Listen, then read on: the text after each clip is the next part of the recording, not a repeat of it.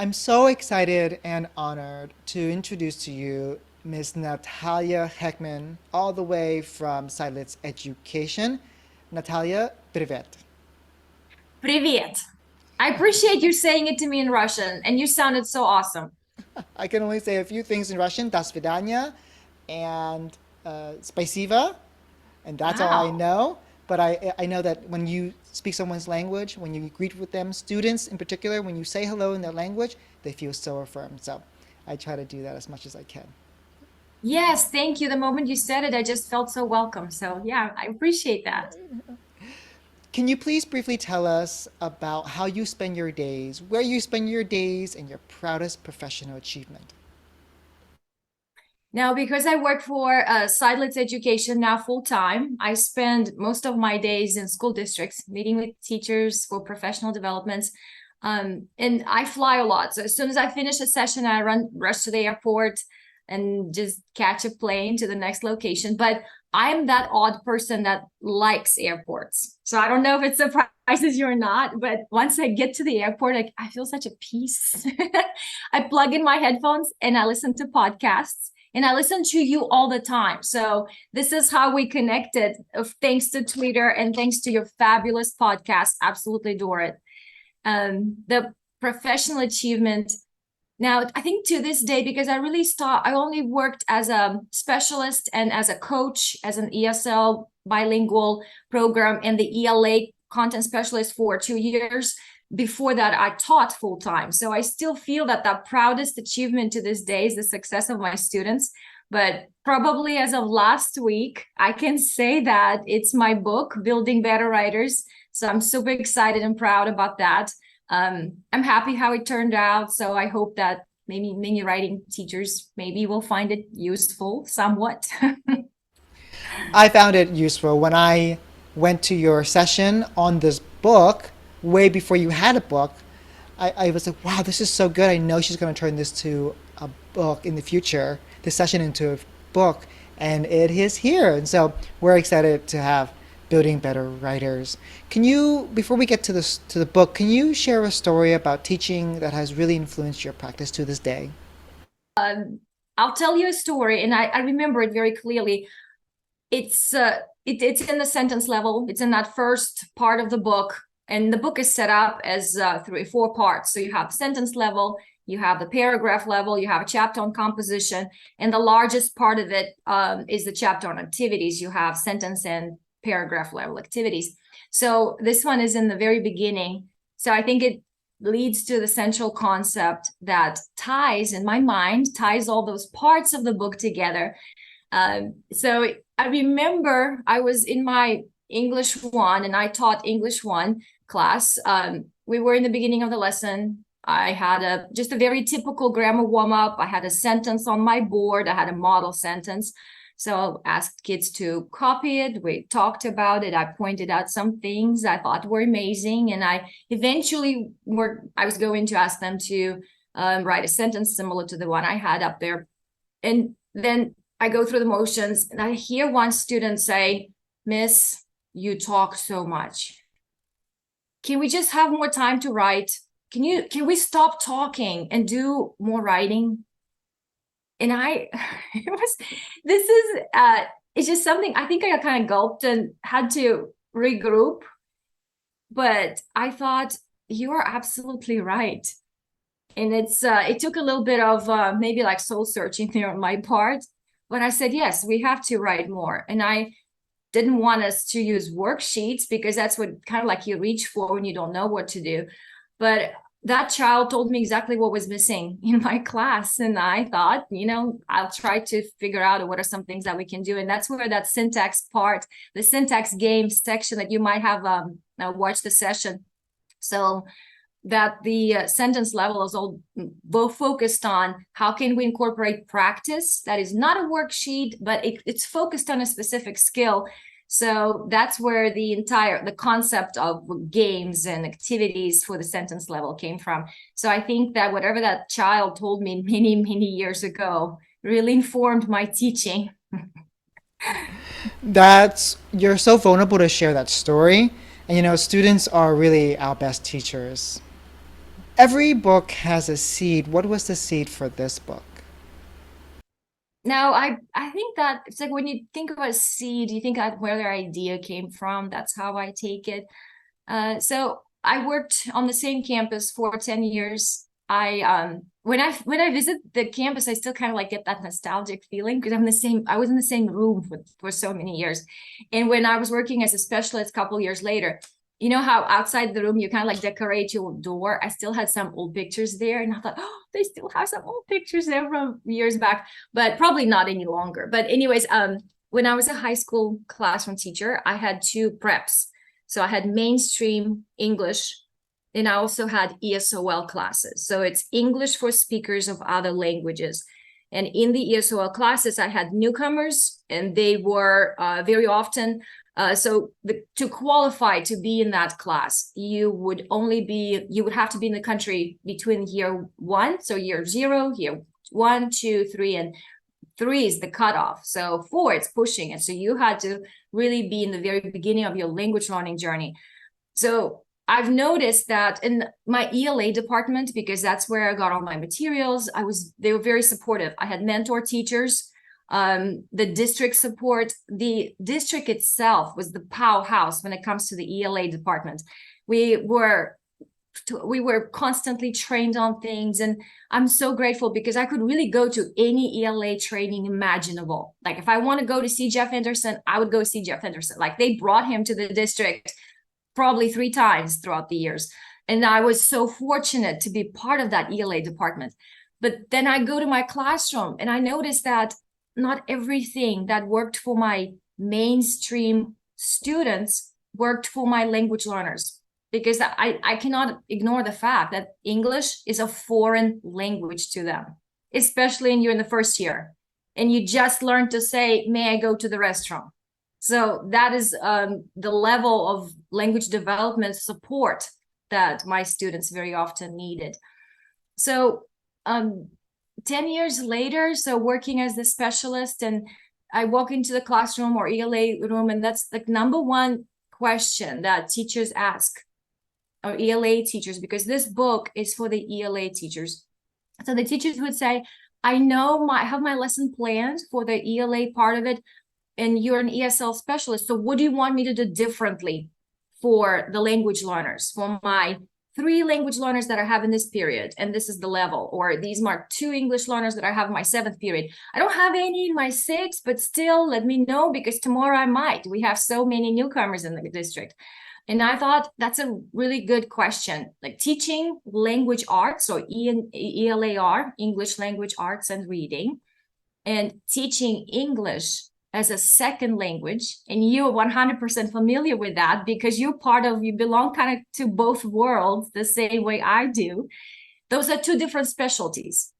And if you're familiar with both, you know that. But very often we are only fortunate to be a part of that one world. So I really envisioned the resource that would bring together, at least just a little bit, those 2 worlds of the English language arts, pedagogies, all those wonderful things that we do in our mainstream classrooms, without really maybe sometimes that what can we bring some of the ESL side to it? What is it, English or SLA, so second language acquisition? How can we merge those to where we can support our multilingual learners? And demographics changing, so we have so many learners. We cannot ignore the fact that they need a lot of our support, and we may have to plan our lessons in keeping our language learners in mind. So I think that question, that's the seed. So what do I do differently for my language learners? And I wanted to have a practical resource. So the collection of activities section, that's the part that really was supposed to be the only part, because that's what I want teachers to have. You go to the sentence level, you open it, and you pick one that works for your students. You go to the composition, the paragraph level, choose something from there. So I just really wanted to be practical. Let's go actually to the first section of your book, which is about building sentences. I love how you organize it on the features of academic language. There's the word level, sentence level, discourse. So let's talk about the sentence level. Now I have to really tell you a little bit about this. The entire book was first like a little science board, you know, like the threefold, like kind of like stand-up science board, and all the information was on sticky notes. So Anna Mattis and I were working, trying to figure out what goes in which section, where would be the most helpful information for teachers to have in each part. So yes, before it was so well organized, as you mentioned. So huge thank you to Anna Mattis for giving me a little bit of guidance and help with that. That is something I think it made that resource more user-friendly than I could ever imagine it. Now, about the sentence level, things that I thought in this part, why it doesn't stick. Like there are a couple of things in that chapter. I guess the big ones, the first one maybe not teaching grammar as a part of writing instruction explicitly, and hoping, you know, kids will acquire it from reading. And they do. A lot of kids who read a lot and who like to read, they do pick up some elements here and there, but it just seems that it might be leaving many of our students behind. The struggling readers, a lot of our multilingual readers who are just in that very beginning of the language journeys, and they might be older. Like I worked with the secondary kids, but it's just not enough time to simply pick it up from reading, and not enough amount of reading of texts. So this is that first part. We absolutely have to find a way to maybe incorporate little bits and pieces of that explicit language instruction. The second thing that I thought deserved our attention was mechanical drills. So those mechanical drills do not build writers. Worksheets do not build writers. And we know that because that is something that the SLA world tells us. You have to pay attention to the meaning of the message, and you have to pay attention to the form at the same time, but it has to be meaningful. So whatever we work, if we work on a grammatical point, it has to be linked to the meaning or the meaning of the message. Now, can I give you an example? So, and I think that's this part that just really will help if I kind of give you the example of what a mechanical drill is and what is not. So imagine that I need kids to work on comparative and superlative degrees of adjectives.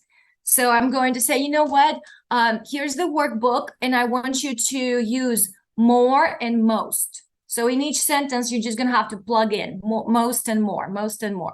I can really do that without even understanding what either of those mean and how to use that. I'm just going through the motions of filling in the blank there, and I don't have to it's not as meaningful to me. So there's no really a point at which a student has to pause, make connections. Of course, they're going to be connecting to that grammatical form, to the if I taught a lesson before that. But again, this is something that can be done quite without the paying attention to the meaning of the message. Now, they're deciding, they're bubbling the answers on the Scantron, it's still a mechanical drill. So it's either way. Or I can create a communicative context for them where this particular task that I ask them to do would require this particular grammar form. So what would it look like? Right now, Amazon is popular, right? Now, in back when I taught, we had Craigslist. It's just so now I can pick 3 items from Amazon. I can show pictures on my screen, and I can ask students to guess which item is more expensive, most expensive, and describe those items using adjectives. So I can still give them a sentence that would have a blank. I will give a sentence stem, but they would be really focused on in using that form for meaningful communication, to the extent of how can we, there's always a difference between the classroom and the real world, but to the extent possible, we can create those tiny opportunities where this certain form that we use for communication is absolutely necessary to convey an idea. So this is the activities from the sentence level, and it's called The Price is Right.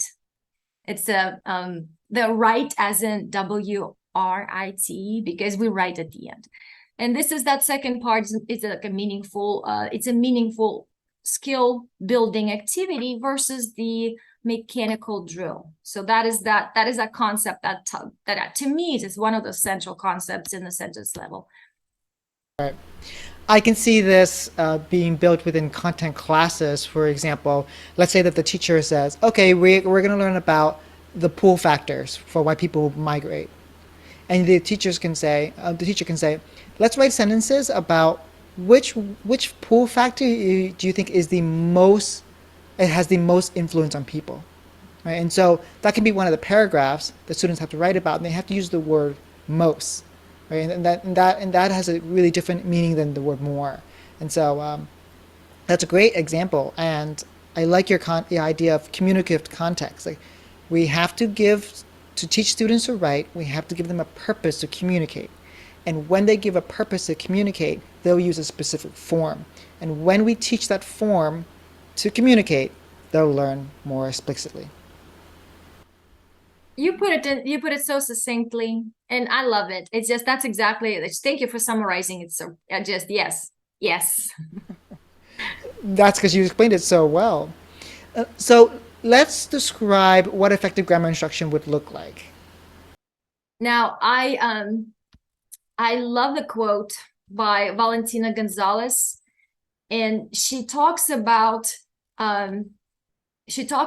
building lessons, and I hope I can remember it. I think she says, excellence for our bilinguals does not happen by accident. We design it. So absolutely love that quote. And that just brings me to think, what are some things that we need to design those meaningful, purposeful lessons that the communication and written communication, so writing, happens in our classrooms, not by accident, because we are purposefully designing it. So the part that you're referring to, there are a couple of concepts there. We can talk about the grammar lesson, or the principles of the effective grammar lessons. This is something that I love highlighting. Now, it's actually on page 49 in the book, and it's a central concept, and it's not something new at all. It's something that most teachers are already doing. It may be just looking at through the lens of the language acquisition at a strategy, at the technique that is already in place. So three things, the three principles of an effective grammar mini lesson. Now, number one, use several sentences to highlight one grammatical form or one syntactic feature. And I've noticed that the students cannot grasp the pattern from just looking at one sentence. And just that logically, if I only see one sentence, it's hard to see, like, what am I looking at? Where's the pattern?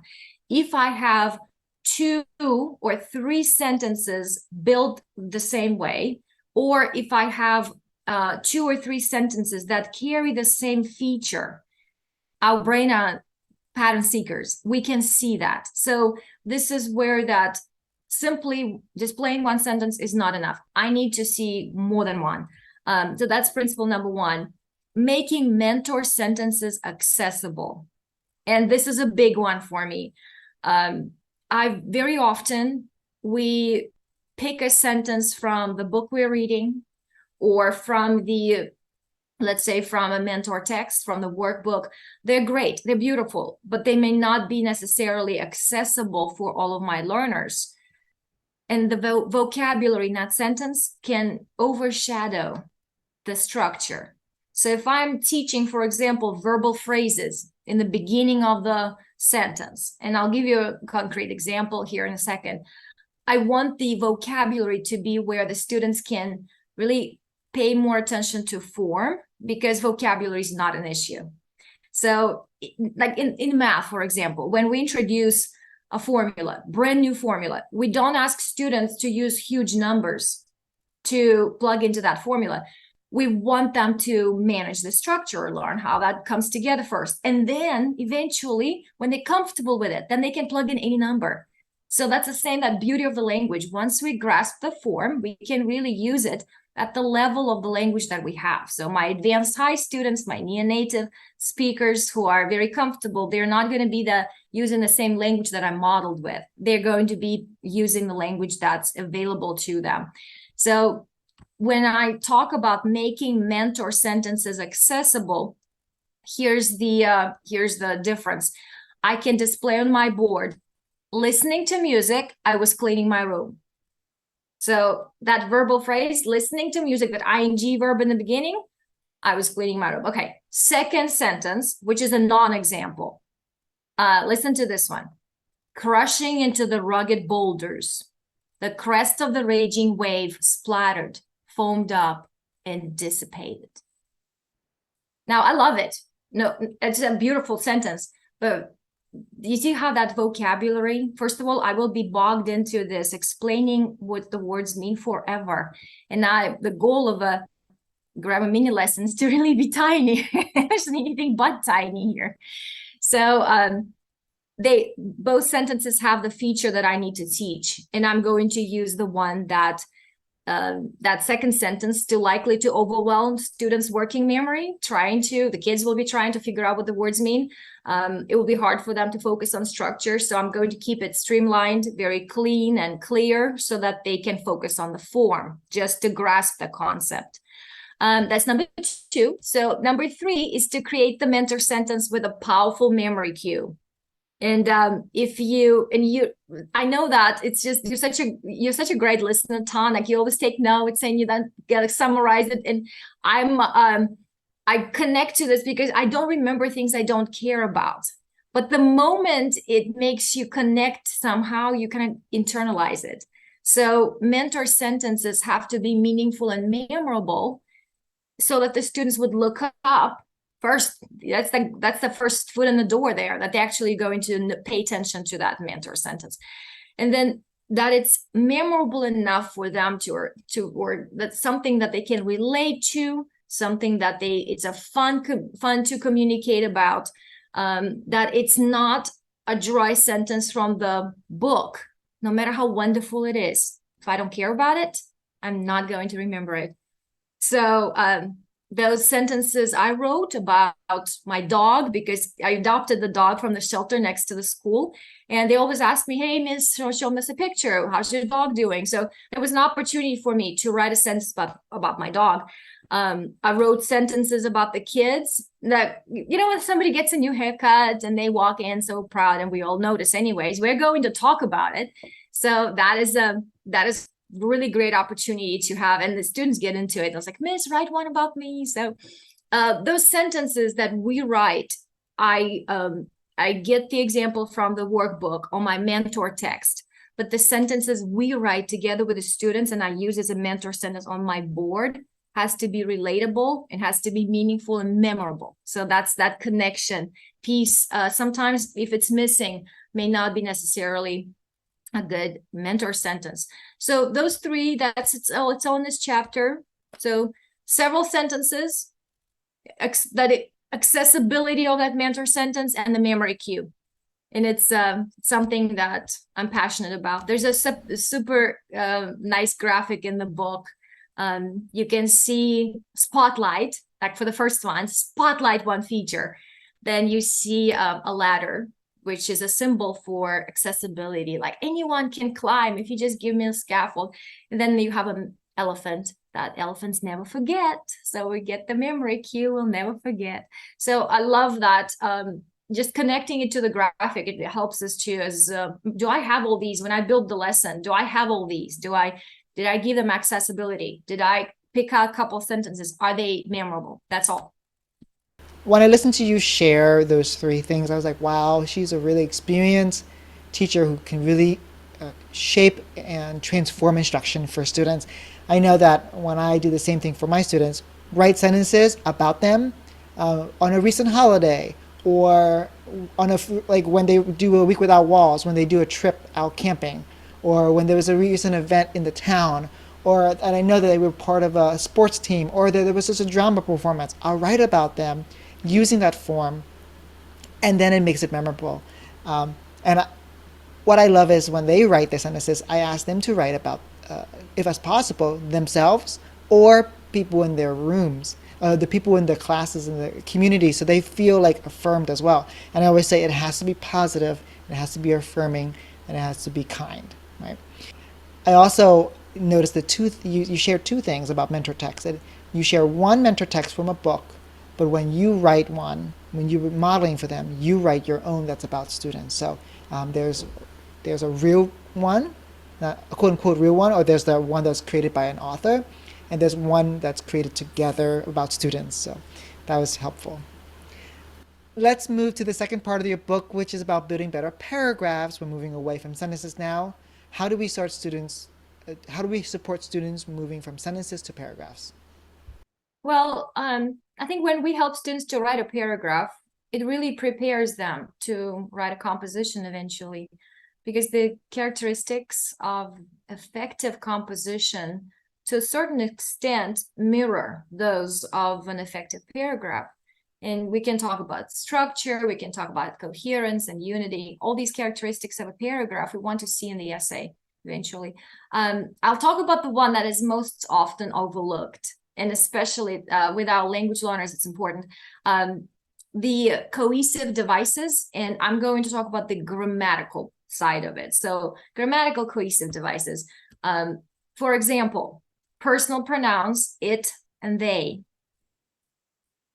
Now I have demonstrative pronouns, this, that, these, and those, and the article, the, because we know that those features can really contribute to comprehension, first of all, if we know how those things work in the language. Now, to make it so that where you can, so you and our listeners could imagine what it would look like.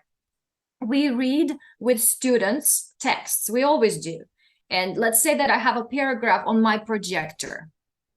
So when I come to the place where in the paragraph, there is a pronoun it, for example, I'm not going with she and he because it's easier. So I come over it, my finger's pointing to that word. I'm going to say, guys, what is it? Now, can my readers, because at this point, we're really processing the text as a reader, can they go up a line or two, or sometimes the entire section of the text? Can they make the connection between the idea or a thing that personal pronoun is referring to? This is the cohesive device that eventually they will have to use in their own writing, but that recognizing those in the text is the first step. The same thing with they. They is even trickier because kids very often think it's people, right? Like it's referring to two or more people. Then we might be thinking, well, no, it could be ideas, it could be anything else. So if I come over to the place where it has they, again, I'm going to say, guys, what is they referring to? And I will physically move my finger up a line. I will find what they is referring to. I will circle it, and I will use the arrow to connect they to that antecedent, or they to that word that comes before that's they is referring to. Now, the same thing with the other ones that I described, but it has the practical side to it, because and it's very often on revising and editing sections, and it's no, don't quote me like 100% on that, but every time there is a question to improve clarity, to revise for clarity, most of the time they are those questions that you would see the sentence with it or they, and the students are expected to replace it with a noun. So this is like an easy point for my students on the test if they know how to do that. Now, we're not test prepping, we are building writers and readers, but why not? It's right there in front of you. So, hey guys, when you see that question, revise for clarity, and you see that it and they, we need to replace it with the words that those are two are referring to. So this is the just like some, you gotta like kill one bird with two, no, the other way around. Kill two birds with one stone. See, I still, after 25 years in the country, I still struggle with those idiomatic expressions. But yes, I will point out those cohesive devices in the paragraph, and it gives my students a little bit of an edge on the assessment at the end of the year, because that's if they understand how that works. Now, the same chapter, the paragraph level, that's where lots of sentence stems are for constructing text-dependent responses. So I hope that it's really useful, because some of them are hard to come up with on the fly. So if I'm analyzing text, if it's analytical paragraph, I need some stems that serves the purpose of analysis. If it's a descriptive paragraph, so they're organized by language task, there are a lot of stems in that section. Would you tell us more about how you use sentence stems, sentence frames, starters, and templates?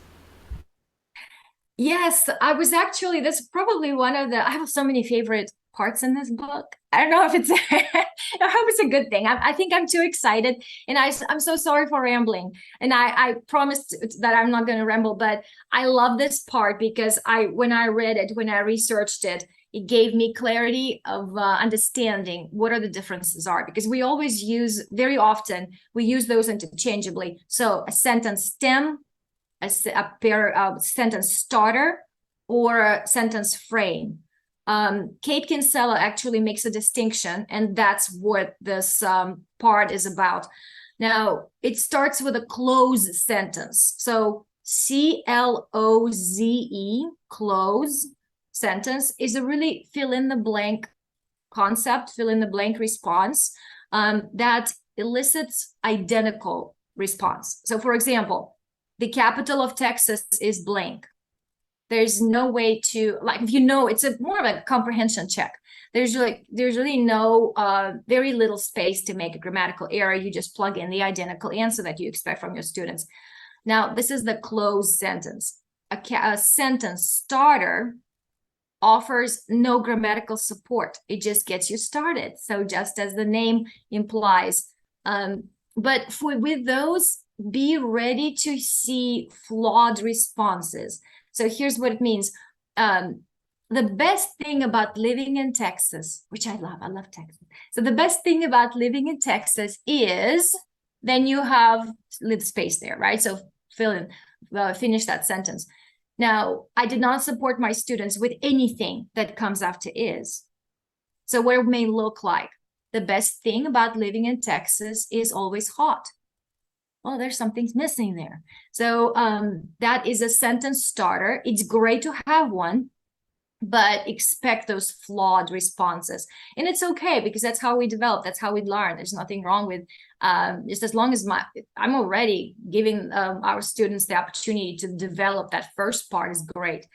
Now, a response frame is more specific and it has more form-specific, form-focused scaffolds. For example, a word bank, or example with forms, like with words and words, phrases that go into that blank. For example, here's a response frame. When I was younger, I blank, but now blank. So next to my first blank, I would say use past tense verbs, and I have a little word bank, and it would say played soccer, collected shells, rode my bicycle. But now, so next to that blank, it would say present tense verbs. And I would have some examples. Now I go to the mall. Now I study for the SAT. Now I listen to music. So those are, if the students are able to write their own, they're using those as a guide. If they are not able to write their own yet, they can still participate by taking what I have in the word bank or in that phrase bank and plugging it into the sentence, into the right spot, and they're still practicing the form, and they're very supported. So if we look at those close, starter, and response frame is the most form-focused scaffold for the students. Meaning the sentence frame is the most form focused because there's a section, it starts them off, then they input, then it continues with the next part, and that's structured for them. Yeah. How do you use templates? That's an interesting concept. The template has to do with the composition section. So when we and also the template is actually one of the kind of like used interchangeably very often with the sentence starters and with the sentence frames, because the authors from the ELA world, so very often when they refer to templates, they mean sentence frames. So those are really used interchangeably. Let's move to the final part of your book, which is about building better compositions.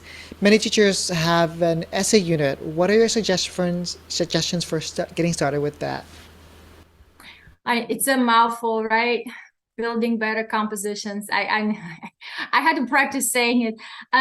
Now I don't know if it's something that I think that this is something that everybody does when we move into the essay unit or the composition level writing.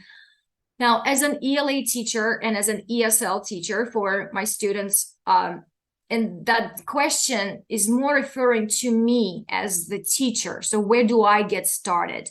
Like, what are some things I need to be in place to be effective in the classroom? And I would say become very familiar with the rubric. So every composition is assessed according to the rubric. Now, if you have rubrics, and they are usually available. Now, when I was, most of the probably success I saw from my students was around 2017. And that's where we've been using those rubrics for at least 7 years in a row. That's the same setup we had for the composition in Texas. So I knew the rubrics in and out. And over the years, I became better and better at giving students feedback on their writing, but not the feedback on good writing in general, but the feedback on those specific elements that are required for the composition that is that end of course assessment. Because for me, the stakes were really high. The kids had to graduate, they had to pass that end of course exam. There's a lot of it's just a lot of pressure. And I always felt that you're going to do great. You will shine. You have all the scaffolds here. We're working on this, and this is really not something and if you have a newcomer, they have several years, like they have, let's say freshmen, they have a couple of times. It's not expected they might not pass it on the first time, but as long as we move forward and get closer to our goal. So that is that, that's the mindset here. But for teachers, I had to be very clear of what are the expectations are, what are the elements that I have to teach, and the rubrics give us guidance. And I'll give you a specific example. I know that, Ton, you're so popular in Texas. We adore you. There's so many people that listen to you all the time. And everywhere I go, I tell teachers, listen to Tom because he's amazing and you'll learn so much. Now, we're in Texas, our assessment just changed. We have new rubrics and we really haven't used those yet with us. There has the very first testing that will happen massively in Texas, according to that new setup. It's going to be next week. So this is the first time the kids are in the new format of the test. So the example for me, starting in grade 8, so counter argument, we have our kids write argumentative, right, our extended response. So counter argument has to be stated and refuted. This is important. Now, for the highest refuted counter argument is required, it's mandatory to receive the highest score. Now, it hasn't been like this before. So this is a change. I need to know that. And I know I'm going to be quoting Dr. Carol Salva, but this is, I think I heard it from her. My students are not deficient in cognition. My multilingual learners can write a counter argument. Yes, they might struggle with conventions, and it's going to be they're going to have some awkward wording, and there might be errors, and it might be unnatural, but the understanding of what a counter argument is and has nothing to do with what language you speak. So it's properly explained and properly practiced. It's possible. And if I know that this is an element that is going to make a difference, I'm going to set the goal for myself to find the best tools to introduce it to the students. So those rubrics, getting clarifications from your ELA specialists so that we have our kids would have the best chance to do what they can do on those assessments. So that is that recommendation, or I guess a suggestion on where to get started. There's a chapter on rubrics there in that part of the book. I love teachers in Texas as well. They are one of the states that listen to the podcast the most. It's like New York, Texas, and California, but Texas is like up there. So I love my teachers in Texas. I've been there several times, and I go and do workshops there all the time. So it's a lovely place, and the teachers are fantastic. I really appreciate what you said about compositions. It's about going back to the rubric, thinking about understanding by design. If you want students to write better compositions, you start with how you're going to grade them and assess them. That's where the rubric comes in, right? And then each part of the rubric can become a mini lesson within the process of teaching that essay.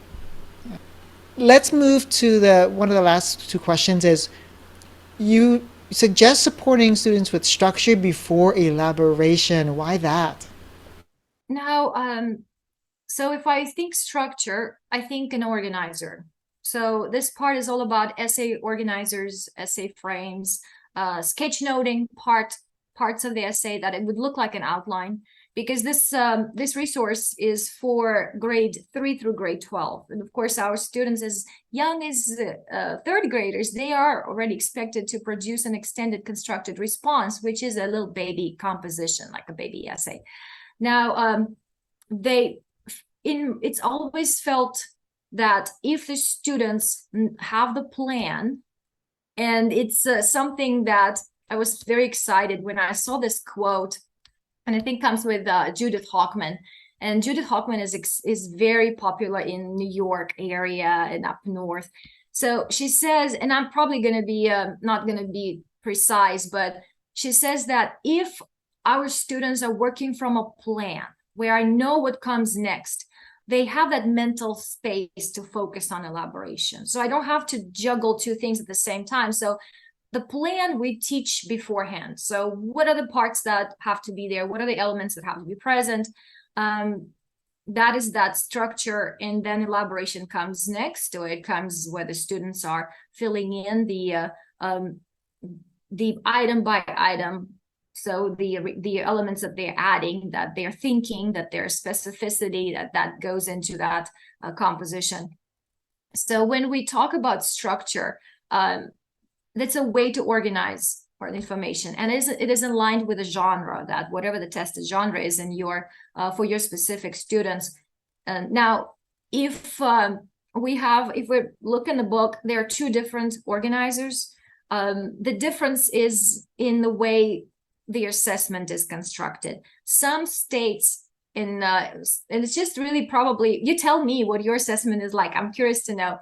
But some states have text dependent prompt, meaning that students have to, and those are called extended constructed responses, really. So the students have to use evidence from the text. So they have to pull information from the text that they read to support their thinking. Some states still have freestanding prompt, meaning that it's not linked to any text. And when the students construct their composition, they can bring outside examples, such as maybe life examples, and there are some movies, some films, some books that they read outside of class. So it doesn't matter what evidence they use. It does not have to come from the text. And that is what I refer to as a freestanding prompt. Now, Texas changed that, so we don't have that anymore. And we are going into that text-dependent prompt. So that's what we are working on, and that's what the students need to be practicing with. Those look slightly different. Those two organizers are in the book, but the idea the idea is very similar in both. You have a thesis with your one central thought, one central controlling idea. And then you have two body paragraphs. Your first body paragraph is going to be focused on one part of one textual evidence that you'll explain, and the second body paragraph would have to include a different textual evidence the textual support for the same idea that you stated in the thesis. And then there's a way to connect those two body paragraphs, so linking them together, synthesizing information. And then depending on the genre, we have different types of different ways to write a conclusion. So this is just those chunks.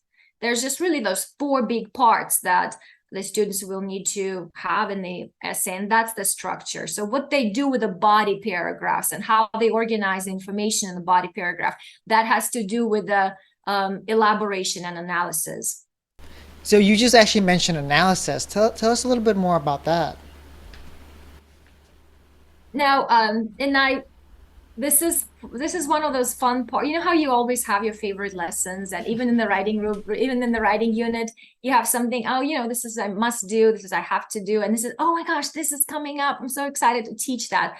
Now, elaboration has to do with the specific details. So because our students are not using personal experiences anymore, I miss that. I wish they could still do that, but this is in the past now. They have to dig deeper into the text that they are reading. So it is linked to the way we annotate when we read texts. But being able to pick out specific details in the text that they read, and see how those details support the central message that they stated in their thesis, that is that the specificity part. But then when we look at analysis is more of a reflection. So what do I think about, what are my thoughts about the evidence? This is my reflection over the text that I pulled, over the text evidence that I pulled from the reading selection. Now, I might be reflecting on the idea. I might be reflecting on the specific word that the author used. And that's where we get deeper into that, that critical thinking. And that's where our students can show their depth of the analysis. And again, I always say that, yes, they need scaffolds. Yes, they need support and linguistic tools, but they can do analysis. You cannot say, we cannot make a blanket statement. My multilingual learners struggle with critical thinking. Well, there's absolutely no reason for that. They're not deficient in cognition, going back to that big point from earlier. So you can see the depth of analysis by pulling one word from the quote that you used and explaining why the author chose to use that specific language. So you're not only supporting your thought, but you're going into the author's craft. And that's what very often we want to see from that in that extended constructed response analysis piece. So this is that section. I have to mention that I look at it, the elaboration, as a flip side of summarization. If you think about it, if the student can strip the paragraph of all the details and summarize it, boil it down to the main idea, then I'm going to say it's probably the same student who can replenish the skeleton with the details. It's really that thought process, that flip side of summarization. There are a couple of activities there, horizontal elaboration, spider legging, section shrink, SPO. So SPO comes from Judith Heckman, and section shrink comes from Kate Kinsella. So these are all activities that I refer to. Look, guys, there's big authors, there are big names, and their authority in ESL world and ELA world. So we can really kind of bring those together and offer this as something that our students can do. So you're really saying when we do analysis, it's you can't do writing that's analytical if you don't understand the text. And so you're saying you teach students to read really clearly, and then you model, okay, we take a word, we take a craft, and that's analysis, that's evaluation. I also loved how you talked about students stripping details, but then if they are able to do that, they're also able to do the inverse, which is replenishing. That's a really great yin-yang, yet it can really connect it together. Oh, Natalia, this has been a wonderful podcast. We have been waiting for this book to be written specifically for multilingual learners, and no one else could have written it like you. So Spasiba for sharing with us. Spasiba means thank you for those who are not Russian. And so let's end the podcast with this, Natalia. A red light is something you ask very briefly. What do you ask teachers to do to stop when they teach writing? Uh, Yellow light is something you ask them to continue doing. Yellow light in terms of writing, and green light. What should they start doing in terms of writing instruction? Now, because I've listened to all of your podcasts, I know exactly how this works. So, but no, I will try to be brief. That's my that's absolutely. So red light. Can I start with the red light so we can kind of like get that out of the way and then end on the positive? Now, I would say replace some of teacher talk with the writing practice. It's just if we cut a little bit, some things are shrink it and it gives it a little bit of time for to write more. And that goes back to that what we started with.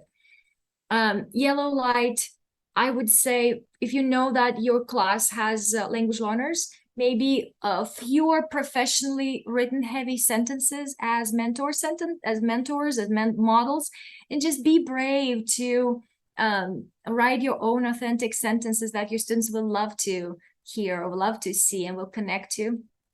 The green one, this is something I'm very passionate about. There's an entire chapter on that, and we have not talked about this, but find strength in vulnerability. Vulnerability. Okay, should I give up or should I try again? Vulnerable. Vulnerability. Is that good? Okay. So find strength and vulnerability to write in front of your students. And that it's just sometimes we might feel kind of like uncomfortable. I felt very uncomfortable at first. You heard me struggling with a word, and sometimes those things pop up. Like I can struggle with a basic word and I'll be like, oh my gosh, am I spelling it correctly? So this is that multilingual learners in us. No matter how many years we learn a language, it's still there. So there's some things might just present unusual challenge.